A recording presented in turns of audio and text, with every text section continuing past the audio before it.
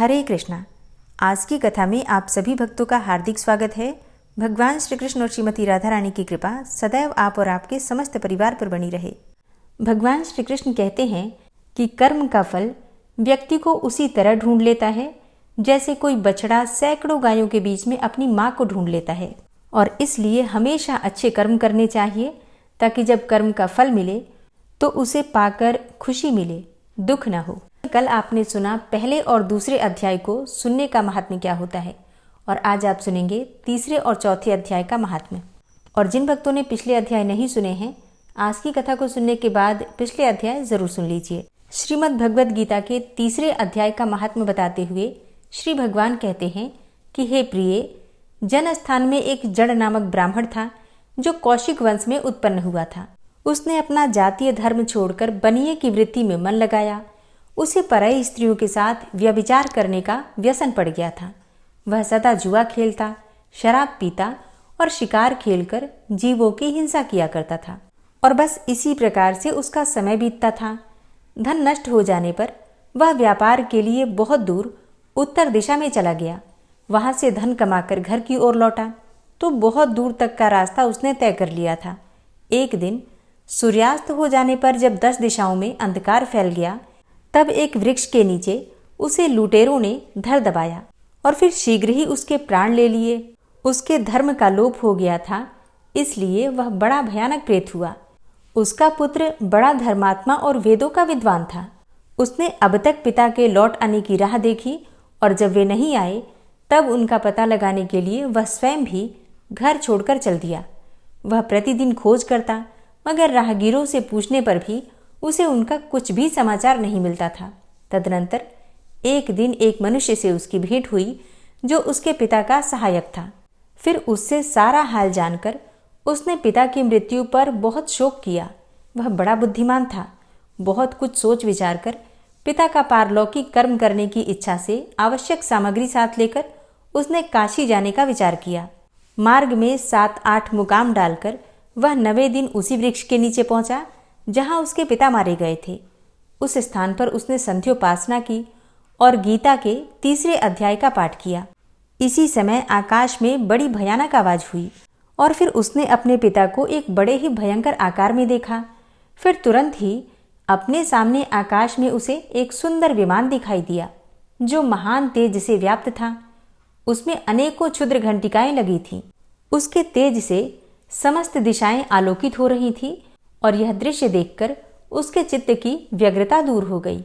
उसने विमान पर अपने पिता को दिव्य रूप धारण किए विराजमान देखा। उनके शरीर पर पीतांबर शोभा पा रहा था, और मुनिजन उनकी स्तुति कर रहे थे। उन्हें देखते ही पुत्र ने प्रणाम किया, और तब पिता ने भी उसे आशीर्वाद दिया।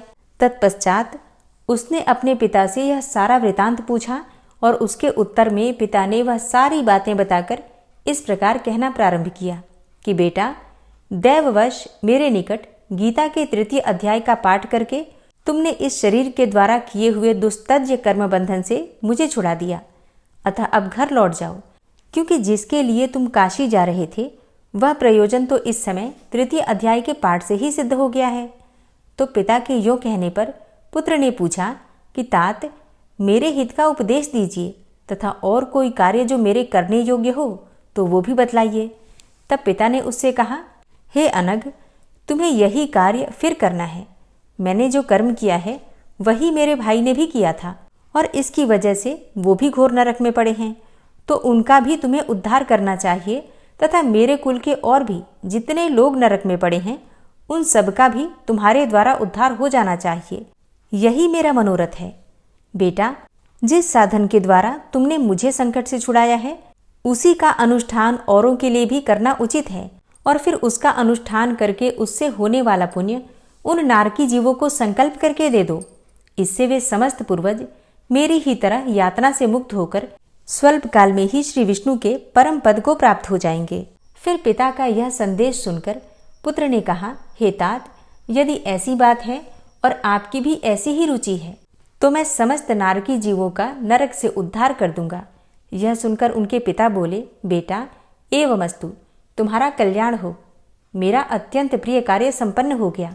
इस प्रकार पुत्र को आश्वासन देकर उसके पिता भगवान विष्णु के परम धाम को चले गए। तत्पश्चात वह भी लौटकर जनस्थान में आया और परम सुंदर भगवान श्री कृष्ण के मंदिर में उनके समक्ष बैठकर पिता के आदेश के अनुसार गीता के 3 अध्याय का पाठ करने लगा। उसने नारकी जीवों के उद्धार करने की इच्छा से गीता पाठ जनित सारा पुण्य संकल्प करके दे दिया। इसी बीच में भगवान विष्णु के दूत यातना भोगने वाले नारकी जीवों को छुड़ाने के लिए यमराज के पास गए और यमराज ने नाना प्रकार के सत्कारों से उनका पूजन किया और फिर कुशल पूछी। वे बोले, हे धर्मराज, हम लोगों के लिए तो सब और आनंद ही आनंद है। इस प्रकार सत्कार करके पितृलोक के सम्राट परम बुद्धिमान यम ने विष्णुदूतों से यमलोक में आने का कारण पूछा। तब विष्णुदूतों ने कहा, हे यमराज, शेष शैया पर शयन करने वाले भगवान विष्णु ने हम लोगों को आपके पास कुछ संदेश देने के लिए भेजा है। भगवान हम लोगों के मुख से आपकी कुशल पूछते हैं और यह आज्ञा देते हैं कि आप नरक में पड़े हुए समस्त प्राणियों को छोड़ दें। अमित तेजस्वी भगवान विष्णु का यह आदेश सुनकर यम ने मस्तक झुकाकर उसे स्वीकार किया और मन ही मन कुछ सोचा। तत्पश्चात मदोन्मत्त नारकी जीवों को नरक से मुक्त देखकर उनके साथ ही वे भगवान विष्णु के वास स्थान को चले। यमराज श्रेष्ठ विमानों के द्वारा जहाँ क्षीर सागर है वहां जा पहुंचे। उसके भीतर कोटि कोटि सूर्यों के समान कांतिमान, नीलकमल दल के समान श्याम सुंदर लोकनाथ जगत गुरु श्री हरि का उन्होंने दर्शन किया। भगवान का तेज उनकी शैया बने हुए शेषनाग के फणों की मड़ियों के प्रकाश से दुगना हो रहा था और वे आनंद युक्त दिखाई दे रहे थे। उनका हृदय प्रसन्नता से परिपूर्ण था। भगवती लक्ष्मी अपनी सरल चितवन से प्रेम पूर्वक उन्हें बार बार निहार रही थी। चारों ओर योगी जन भगवान की सेवा में खड़े थे। उन योगियों के आंखों के तारे ध्यानस्थ होने के कारण निश्चल प्रतीत होते थे। देवराज इंद्र अपने विरोधियों को परास्त करने के उद्देश्य से भगवान की स्तुति कर रहे थे। ब्रह्मा जी के मुख से निकले हुए वेदांत वाक्य मूर्तिमान होकर भगवान के गुणों का गान कर रहे थे।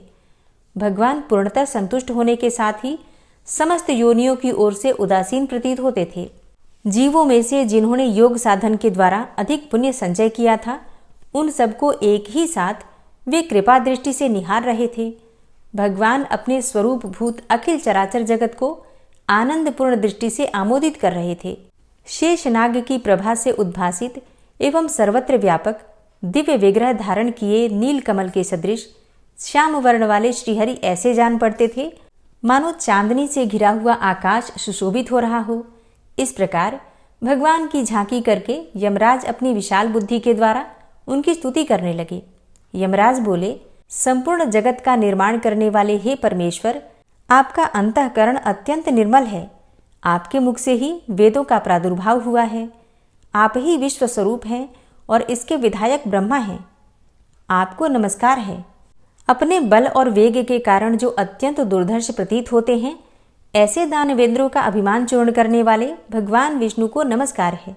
पालन के समय सत्वमय शरीर धारण करने वाले विश्व के आधारभूत सर्वव्यापी श्री हरि को नमस्कार है। समस्त देहधारियों की पातक राशि को दूर करने वाले परमात्मा को प्रणाम है। जिनके ललाटवर्ती नेत्र के तनिक सा खुलने पर भी आग की लपटें निकलने लगती हैं, उन रुद्र रूपधारी आप परमेश्वर को नमस्कार है। आप संपूर्ण विश्व के गुरु, आत्मा और महेश्वर हैं। अतः समस्त वैष्णव जनों को संकट से मुक्त करके उन पर अनुग्रह करते हैं। आप माया से विस्तार को प्राप्त हुए अखिल विश्व में व्याप्त होकर भी कभी माया अथवा उससे उत्पन्न होने वाले गुणों से मोहित नहीं होते। माया तथा माया जनित गुणों के बीच में स्थित होने पर भी आप पर उनमें से किसी का प्रभाव नहीं पड़ता।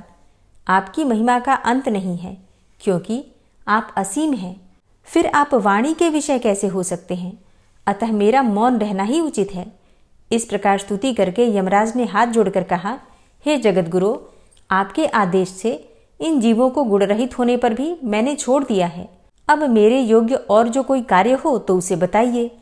उनके योग कहने पर भगवान मधुसूदन मेघ के समान गंभीर वाणी द्वारा मानो अमृत रस से सींचते हुए बोले, हे धर्मराज, तुम सबके प्रति समान भाव रखते हुए लोगों का पाप से उद्धार कर रहे हो।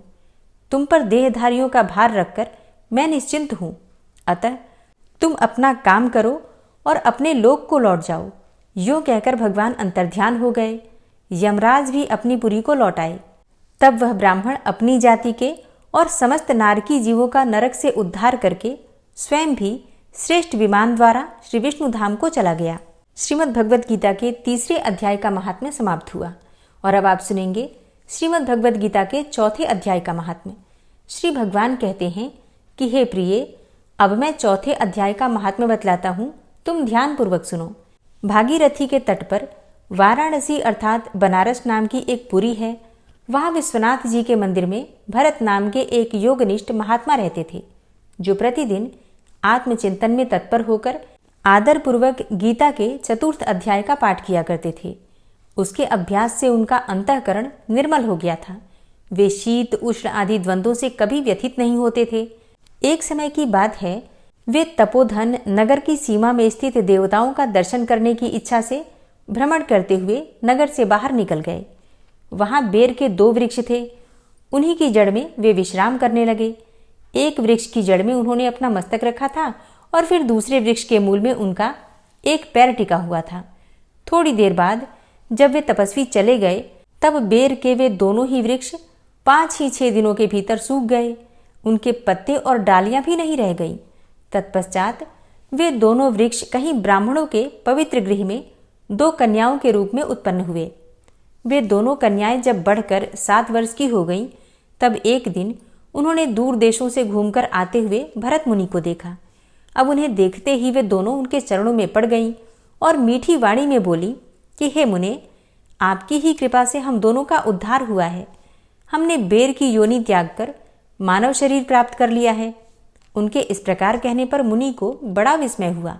उन्होंने पूछा कि पुत्रियों, मैंने कब और किस साधन से तुम्हें मुक्त किया था? साथ ही यह भी बताओ कि तुम्हारे बेर के वृक्ष होने में क्या कारण था, क्योंकि इस विषय में मुझे कुछ भी ज्ञात नहीं है। तब वे कन्याएं पहले उन्हें अपने बेर हो जाने का कारण बतलाती हुई बोली कि हे मुने, गोदावरी नदी के तट पर छिन्नपाप नाम का एक उत्तम तीर्थ है, जो मनुष्यों को पुण्य प्रदान करने वाला है। वह पावनता की चरम सीमा पर पहुंचा हुआ है। उस तीर्थ में सत्यतपा नामक एक तपस्वी बड़ी कठोर तपस्या कर रहे थे। वे ग्रीष्म ऋतु में प्रज्वलित अग्नियों के बीच में बैठते थे। वर्षा काल में जल की धाराओं से उनके मस्तक के बाल सदा भीगे ही रहते थे तथा जाड़े के समय जल में निवास होने के कारण उनके शरीर में हमेशा रोंगटे खड़े रहते थे। वे बाहर भीतर से सदा शुद्ध रहते, समय पर तपस्या करते तथा मन और इंद्रियों को संयम में रखते हुए परम शांति प्राप्त करके आत्मा में ही रमण करते थे। वे अपनी विद्वता के द्वारा जैसा व्याख्यान करते थे, उसे सुनने के लिए साक्षात ब्रह्मा जी भी प्रतिदिन उनके पास उपस्थित होते और प्रश्न करते थे। ब्रह्मा जी के साथ उनका संकोच नहीं रह गया था, अतः उनके आने पर भी वे सदा तपस्या में ही मग्न रहते थे। परमात्मा के ध्यान में निरंतर संलग्न रहने के कारण उनकी तपस्या सदा बढ़ती रहती थी। सत्य तपा को जीवन मुक्त के समान मानकर इंद्र को अपनी समृद्धिशाली पद के संबंध में कुछ भय हुआ। तब उन्होंने उनकी तपस्या में सैकड़ों विघ्न डालने आरंभ कर दिए। अप्सराओं के समुदाय से हम दोनों को बुलाकर इंद्र ने इस प्रकार आदेश दिया कि तुम दोनों उस तपस्वी की तपस्या में विघ्न डालो, जो कि मुझे इंद्रपद से हटाकर स्वयं स्वर्ग का राज्य भोगना चाहता है। तब इंद्र का यह आदेश पाकर हम दोनों उनके सामने से चलकर गोदावरी के तीर पर, जहां वे मुनि तपस्या करते थे, वहां आई और वहां मंद एवं गंभीर स्वर से बजते हुए मृदंग तथा मधुर वेणुनाद के साथ हम दोनों ने अन्य अप्सराओं सहित मधुर स्वर में गाना आरंभ किया। अब इतना ही नहीं, उन योगी महात्मा को वश में करने के लिए हम लोग स्वर, ताल और लय के साथ नृत्य भी करने लगी। बीच बीच में जरा जरा सा अंचल खिसकने पर उन्हें हमारी छाती भी दिख जाती थी। हम दोनों की उन्मत्त गति काम भाव का उद्दीपन करने वाली थी, किंतु उसने उन निर्विकार चित्त वाले महात्मा के मन में क्रोध का संचार कर दिया। तब उन्होंने हाथ से जल छोड़कर हमें क्रोधपूर्वक शाप दिया कि अरे, तुम दोनों गंगा जी के तट पर बेर के वृक्ष हो जाओ। अब ये सुनकर हम लोगों ने बड़ी विनय के साथ कहा कि हे महात्मन, हम तो दोनों पराधीन थीं, अतः हमारे द्वारा जो दुष्कर्म बन गया है उसे आप क्षमा करें। यो कहकर हमने मुनि को प्रसन्न कर लिया। तब उन पवित्र चित्त वाले मुनि ने हमारे शापोद्धार की अवधि निश्चित करते हुए कहा कि भरत मुनि के आने तक ही तुम पर यह शाप लागू होगा। उसके बाद तुम लोगों का मर्त्यलोक में जन्म होगा और फिर पूर्व जन्म की स्मृति भी बनी रहेगी। हे मुने, जिस समय हम दोनों बेर वृक्ष के रूप में खड़ी थी, उस समय आपने हमारे समीप आकर गीता के 4 अध्याय का जप करते हुए हमारा उद्धार किया था। अतः हम आपको प्रणाम करती हैं। और आपने केवल शाप से ही नहीं, बल्कि इस भयानक संसार से भी गीता के 4 अध्याय के पाठ के द्वारा हमें मुक्त कर दिया है। श्री भगवान कहते हैं कि उन दोनों के इस प्रकार कहने पर मुनि बहुत ही प्रसन्न हुए और उनसे पूजित होकर विदा लेकर जैसे आए थे वैसे ही चले गए, तथा वे कन्याएं भी बड़े आदर के साथ प्रतिदिन गीता के 4 अध्याय का पाठ करने लगी, जिससे उनका उद्धार हो गया। हरे कृष्णा। आज की कथा का यहीं पर समापन करती हूँ। आज की कथा आपको कैसी लगी कमेंट बॉक्स में ज़रूर बताइए।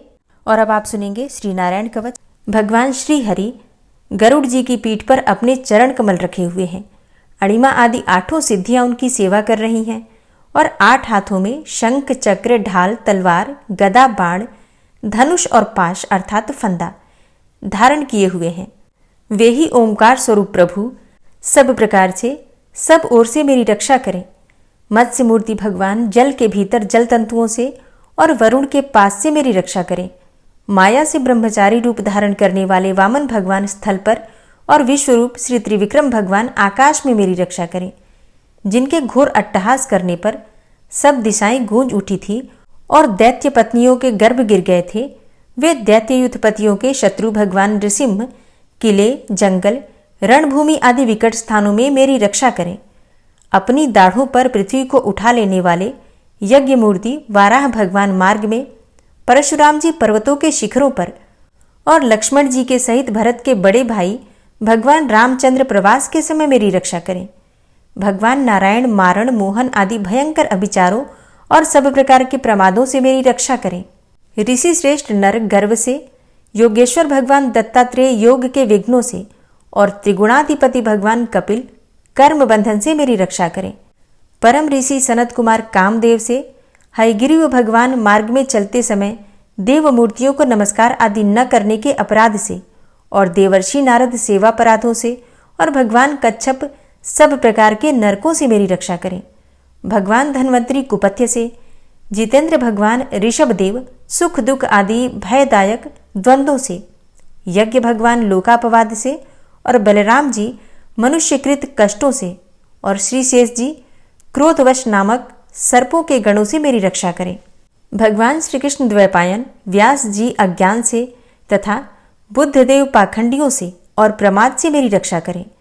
धर्म रक्षा करने वाले महान अवतार धारण करने वाले भगवान कल्कि पाप बहुल कलिकाल के दोषों से मेरी रक्षा करें। प्रातःकाल भगवान केशव अपनी गदा लेकर, कुछ दिन चढ़ जाने पर भगवान गोविंद अपनी बांसुरी लेकर और दोपहर के पहले भगवान नारायण अपनी तीक्ष्ण शक्ति लेकर और दोपहर को भगवान विष्णु चक्रराज सुदर्शन लेकर मेरी रक्षा करें। तीसरे पहर में भगवान मधुसूदन अपना प्रचंड धनुष लेकर मेरी रक्षा करें और सायंकाल में ब्रह्मा आदि त्रिमूर्तिधारी माधव, सूर्यास्त के बाद ऋषिकेश, अर्धरात्रि के पूर्व तथा अर्धरात्रि के समय अकेले भगवान पद्मनाभ मेरी रक्षा करें। रात्रि के पिछले प्रहर में श्रीवत्स लांछन श्रीहरि, उषा काल में खड्गधारी भगवान जनार्दन और सूर्योदय से पूर्व श्री दामोदर और संपूर्ण संध्याओं में काल मूर्ति भगवान विश्वेश्वर मेरी रक्षा करें। हे सुदर्शन, आपका आकार चक्र रथ के पहिए की तरह है। आपके किनारे का भाग प्रलयकालीन अग्नि के समान अत्यंत तीव्र है। आप भगवान की प्रेरणा से सबोर घूमते रहते हैं। जैसे आग वायु की सहायता से सूखे घास फूस जला डालती है, वैसे ही आप हमारी शत्रु सेना को शीघ्र से जला दीजिए। हे कौमुद की गदा, आपसे छूटने वाली चिंगारियों का स्पर्श वज्र के समान असह्य है। आप भगवान अजित की प्रिया हैं और मैं उनका सेवक हूँ। इसलिए आप कुष्मांड, विनायक, यक्ष, राक्षस, भूत और प्रेत आदि ग्रहों को अभी कुचल डालिए तथा मेरे शत्रुओं को चूर चूर कर दीजिए।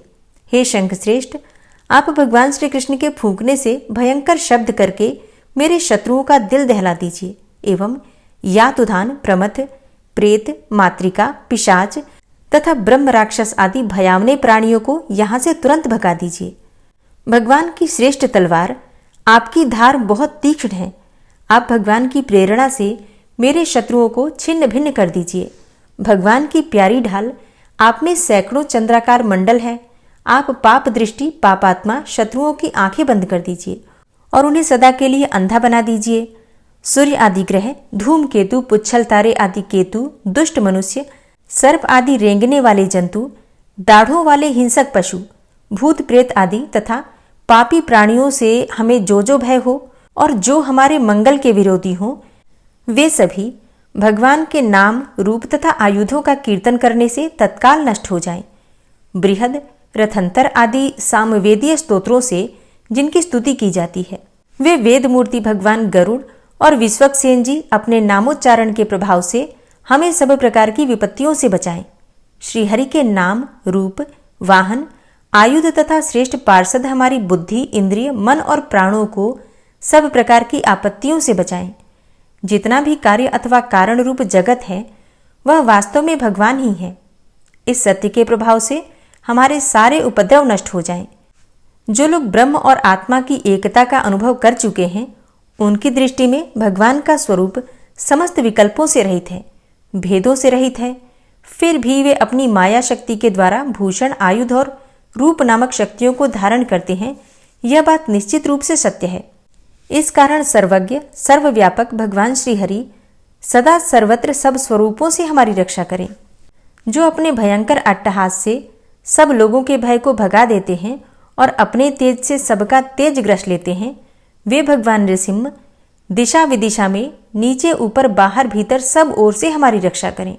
हे देवराज इंद्र, मैंने तुम्हें यह नारायण कवच सुना दिया है। इस कवच से तुम अपने को सुरक्षित कर लो। बस फिर तुम अनायास ही सब दैत्य युद्धपतियों को जीत कर लोगे। इस नारायण कवच को धारण करने वाला पुरुष जिसको भी अपने नेत्रों से देख लेता है अथवा पैर से छू देता है, तत्काल समस्त भयों से वो मुक्त हो जाता है।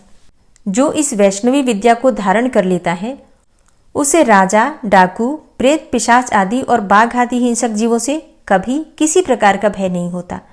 हे देवराज, प्राचीन काल की बात है, एक कौशिक गोत्री ब्राह्मण ने इस विद्या को धारण करके योग धारणा से अपना शरीर मरुभूमि में त्याग दिया।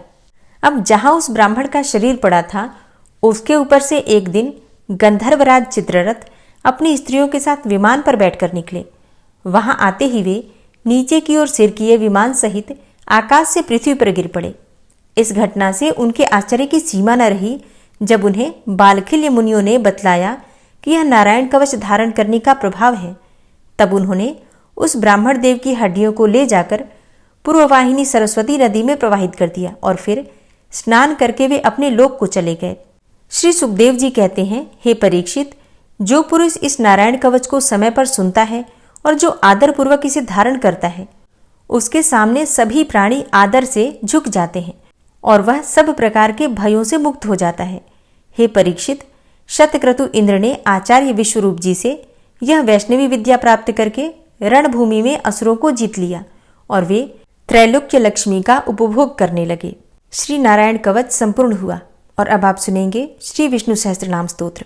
ओम विश्वं विष्णुर्वषट्कारो भूतभव्य भवत्प्रभु भूतकृत भूतभृद्भावो भूतात्मा भूतवाहन भूतात्मा परमात्मा च मुक्तानां परमागति अव्ययः पुरुषः साक्षी क्षेत्रज्ञो अक्षर एव च योगो योगविदां नेता प्रधान पुरुषेश्वरः नारसिंहवपुः श्रीमान् केशवः पुरुषोत्तमः सर्वः शर्वः शिवस्थाणुर्भूतादिर्निधिर्व्ययः संभवो भावनो भर्ता प्रभवः प्रभुरीश्वरः स्वयंभू शंभुरादित्यः पुष्कराक्षो महास्वनः अनादिनिधनो धाता विधाता धातुरुत्तमः अप्रमेयो ऋषिकेश पद्मनाभो अमरप्रभु विश्वकर्मा मनुस्त्वष्टा स्थविष्ठः स्थविरो ध्रुवः अग्राह्यः शाश्वतः कृष्णो लोहिताक्षः प्रतर्दनः प्रभूतस्त्रिककुब्धाम पवित्रं मङ्गलं परम् ईशानः प्राणदः प्राणो ज्येष्ठः श्रेष्ठः प्रजापति हिरण्यगर्भो भूगर्भो माधवो मधुसूदनः ईश्वरो विक्रमी धन्वी मेधावी विक्रमः क्रमः अनुत्तमो दुराधर्षः कृतज्ञः कृतिरात्मवान् सुरेशः शरणं शर्म विश्वरेताः प्रजाभवः अह संवत्सरो व्यालः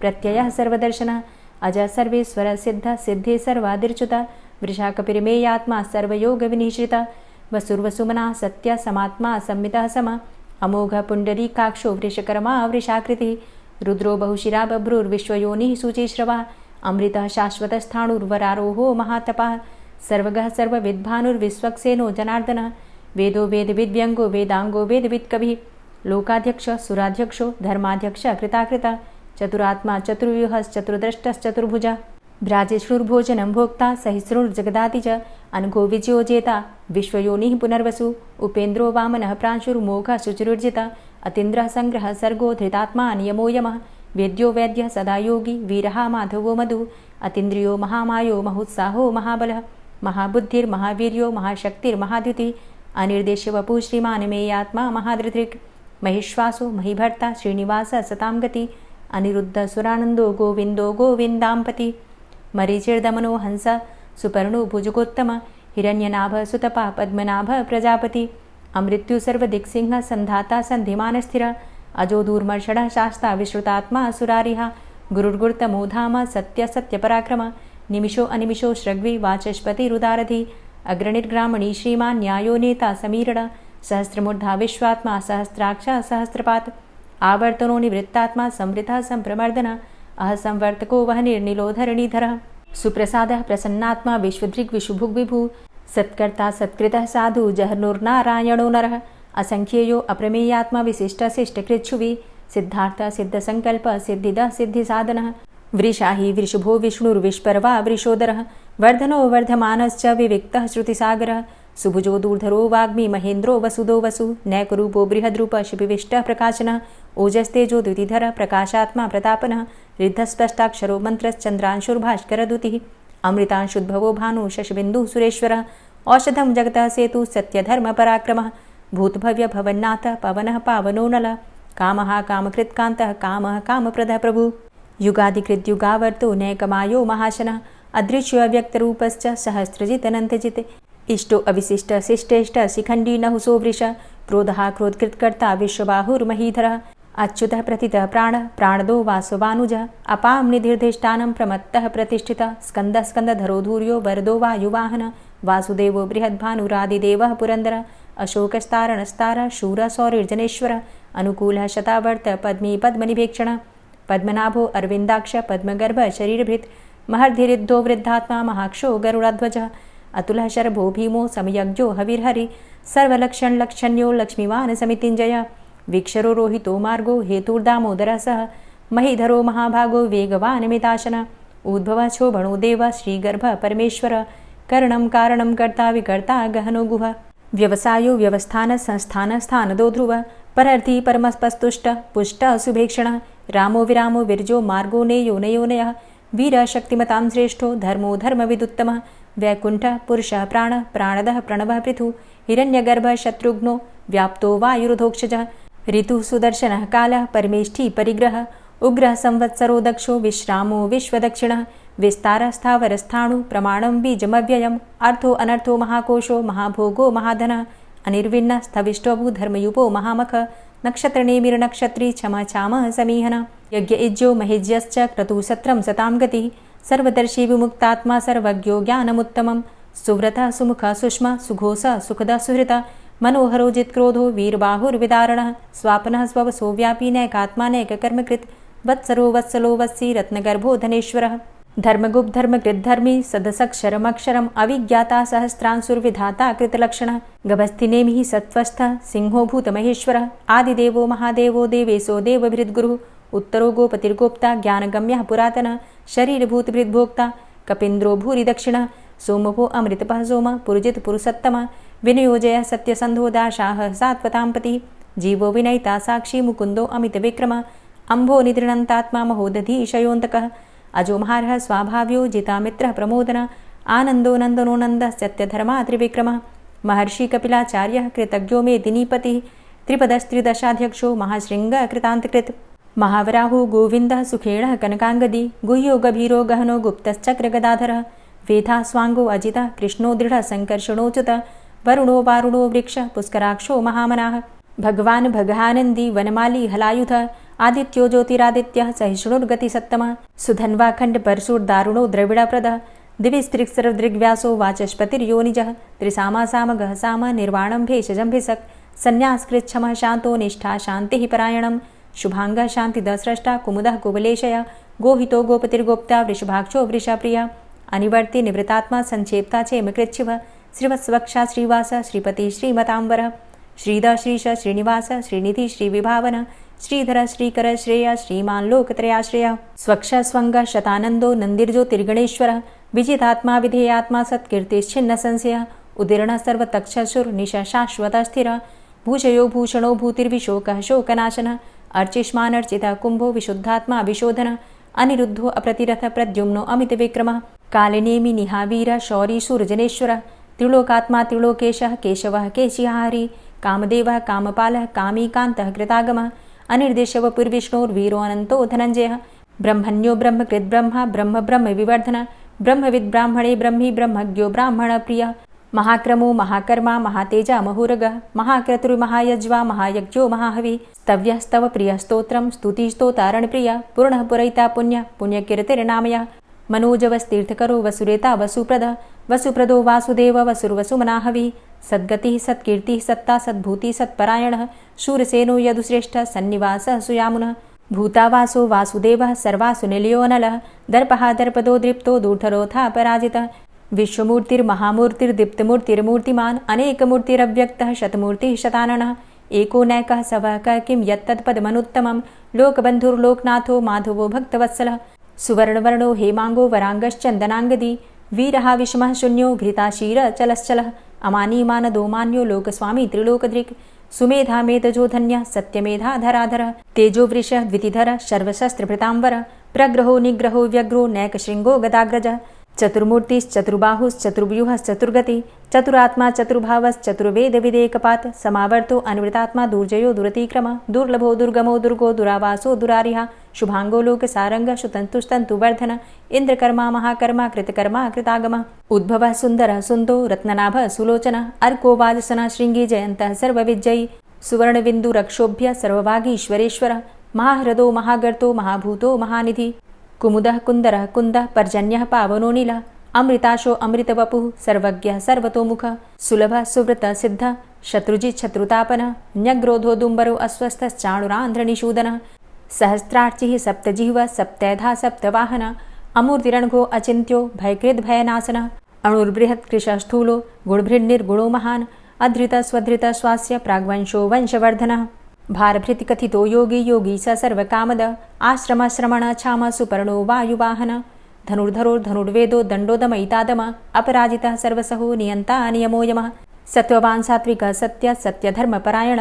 अभिप्रायः प्रियार्होर्ह प्रियकृत्प्रीतिवर्धनः विहाय सगतिर्ज्योति सुरुचिर्हुद्भुग्विभु रविर्विलोचनः सूर्य सविता रविलोचनः अनन्तो हुद्भुग्भोक्ता सुखदो नैकजोग्रज अनिर्विण्ण सदामर्षि लोकाधिष्ठानमद्भुत सनात सनातन्तमः कपिलः कपिरप्यय स्वस्तिदः स्वस्तिकृत् स्वस्ति स्वस्तिभुक् स्वस्ति दक्षिण रौद्रः कुण्डली चक्रे विक्रमयुर्जितशासन शब्दातिगः शब्दशः शिशिरः शर्वरीकर अक्रूरः पेशलो दक्षो दक्षिणः क्षमिणाम्बर विद्वतमो वितभय पुण्यश्रवणकीर्तन उत्तारणो दुष्कृतिः पुण्यो दुःस्वप्ननाशन वीरः रक्षण संतो जीवनः पर्यवस्थित अनन्तरूपो अनन्तसृर्जितमन्युर्भयापः चतुरश्रो गभीरात्मा विदिशो व्यादिशो दिश अनादिर्भूर्भुवो लक्ष्मीः सुवीरो रुचिराङ्गद जननो जन्मादिर्भीमो भीमपराक्रम आधारनीलयोधाता पुष्पहासः प्रजागर ऊर्ध्वगः सत्पथाचार प्राणदः प्रणमपण प्रमाणं प्राणनीलयः प्राणभृत् प्राणजीवन तत्त्वं तत्त्वविदेकात्मा जन्म मृत्यु जरातिग पूर्व स्वस्तरुस्तार सविता प्रपितामह यज्ञो यज्ञपतिर्यज्वा यज्ञांगो यज्ञवाहन यज्ञभृद्यज्ञ कृद्यज्ञ यज्ञभुग् यज्ञसाधन यज्ञान्तिकृद्यज्ञ गुह्यमन्यमन्नादेव च आत्मयोनिः स्वयं जातो वैखानः सामगायन देवकी नन्दन स्रष्टा क्षितिसः पापनाशन शङ्खभृन्नन्द कीचक्री शारङ्गधन्वा गदाधरः रथांगपाणिरक्षोभ्य सर्वप्रहरणायुध ओम नमः। और अब आप सुनेंगे श्री तुलसी चालीसा। श्री तुलसी महारानी करो विनय सिरनाय, जो मम हो संकट विकट दीजे मात नशाय। नमो नमो तुलसी महारानी, महिमा अमित न जाए बखानी। दियो विष्णु तुमको सन्माना, जग में छायो सुयस महाना। विष्णु प्रिया जय जयति भवानी, तिहु लोक की हो सुख खानी। भगवत पूजा करे जो कोई, बिना तुम्हारे सफल न होई। जिन घर तव नहीं होय निवासा, उस घर कर ही विष्णु नहीं बासा। करें सदा जो तव नित सुमिरन, तेहि के काज होय सब पूरन। कार्तिक मास महात्म तुम्हारा, ताको जानत सब संसारा। तव पूजन जो करे कुंवारी, पावे सुंदर वर सुकुमारी। करे जो पूजा नित प्रति नारी, सुख संपत्ति से होय सुखारी। वृद्धा नारी करे जो पूजन, मिले भक्ति होवे पुलकित मन। श्रद्धा से पूजे जो कोई, भवनिधि से तर जावे सोई। कथा भागवत यज्ञ करावे, तुम बिन नहीं सफलता पावे। छायो तब प्रताप जग भारी, ध्यावत तुम्हि सकल चित धारी। तुम्ही मात यंत्रन तंत्रन में, सकल काज सिद्धि होवे क्षण में। औषधि रूप आप हो माता, सब जग में तव यश विख्याता। देव ऋषि मुनि और तपधारी, करत सदा तव जय जयकारी। वेद पुराणन तव यश गाया, महिमा अगम पार नहीं पाया। नमो नमो जय जय सुख कारणी, नमो नमो जय दुख निवारणी। नमो नमो सुख संपत्ति देनी, नमो नमो अघ काटन चेनी। नमो नमो भक्तन दुख हरणी, नमो नमो दुष्टन मद छेनी। नमो नमो भव पार उतारणी, नमो नमो परलोक सुधारणी। नमो नमो निज भक्त उबारणी, नमो नमो जन काज सवारणी। नमो नमो जय कुमति नशावनी, नमो नमो सब सुख उपजावनी। जयति जयति जय तुलसी माई, ध्याऊं तुमको शीश नवाई। निज जन जानी मोहि अपनाओ, बिगड़े कारज आप बनाओ। करूं विनय मैं मात तुम्हारी, पूर्ण आशा करहु हमारी। शरण चरण कर जोरी मनाऊं, निश दिन तेरे ही गुण गाऊं। करहु मात अब मोह पर दाया, निर्मल होए सकल मम काया। मांगू मातु यही बर दीजे, सकल मनोरथ पूर्ण कीजे। जानू नहीं कछु नेम आचारा, क्षमहु मातु अपराध हमारा। 12 मास करे जो पूजा, तासम जग में और नहीं दूजा। प्रथम ही गंगा जल मंगवावे, फिर सुंदर स्नान करावे। चंदन अक्षत पुष्प चढ़ावे, धूप दीप नैवेद्य लगावे। करें आचमन गंगा जल से, ध्यान करे हृदय निर्मल से।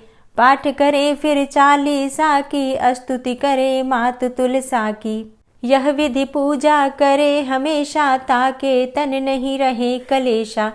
करे मास कार्तिक का साधन, सोवे नित पवित्र हुई जाहि। है यह कथा महासुखदाई, पढ़े सुने सो भव तर जाई। यह श्री तुलसी 40 पाठ करे जो कोय, गोविंद सो फल पावही, जो मन इच्छा होय। तुलसी 40 संपूर्ण। और अब आप सुनेंगे तुलसी महारानी की आरती। तुलसी महारानी नमो नमो, हरि की पटरानी नमो नमो। तुलसी महारानी नमो नमो, हरि की पटरानी नमो नमो। धन्य तुलसी पूर्ण तप कीनो, धन्य तुलसी पूर्ण तप कीनो। शालिग्राम की बनी पटरानी नमो नमो। तुलसी महारानी नमो नमो, हरि की पटरानी नमो नमो। जाके पत्र मंजरी कोमल, जाके पत्र मंजरी कोमल। श्रीपति कमल चरण लपटानी नमो नमो, हरि की पटरानी नमो नमो। तुलसी महारानी नमो नमो।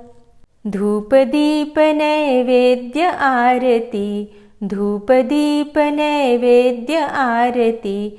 पुष्पन की वर्षा बरसानी नमो नमो, हरि की पटरानी नमो नमो। तुलसा महारानी नमो नमो। 56 भोग 36 व्यंजन, 56 भोग 36 व्यंजन। बिन तुलसा हरि एक न मानी नमो नमो। तुलसी महारानी नमो नमो, हरि की पटरानी नमो नमो। सभी सखी मैया तेरो यश गावे, सभी सखी मैया तेरो यश गावे। भक्ति दान दीजे महारानी नमो नमो। तुलसा महारानी नमो नमो। हरि की पटरानी नमो नमो। नमो नमो तुलसा महारानी, नमो नमो तुलसी महारानी। तुलसी महारानी नमो नमो। हरि की पटरानी नमो नमो। तुलसी महारानी नमो नमो। हरि की पटरानी नमो नमो। प्रेम से बोलिए तुलसी मैया की जय। पौष पुत्रदा एकादशी, सकट चौथ और गुप्त नवरात्रि के विषय में जानना चाहते हैं तो चैनल पर वीडियो अपलोड हो चुकी है, ज़रूर देख लीजिए। आज की वीडियो आपको कैसी लगी कमेंट बॉक्स में ज़रूर बताइए। वीडियो अच्छी लगी हो तो लाइक कीजिए, संभव हो तो वीडियो को शेयर भी कीजिए। और चैनल पर पहली बार आए हैं, अगर अभी तक आपने चैनल को सब्सक्राइब नहीं किया है तो आज की वीडियो अगर आपको अच्छी लगे तो चैनल को सब्सक्राइब कर लीजिए, बेल आइकन को ज़रूर प्रेस कर लीजिए ताकि सभी वीडियोज़ की नोटिफिकेशन आपको सही समय पर प्राप्त हो। मिलती हूँ मैं आपसे अगली वीडियो में, तब तक के लिए जय श्री राधे।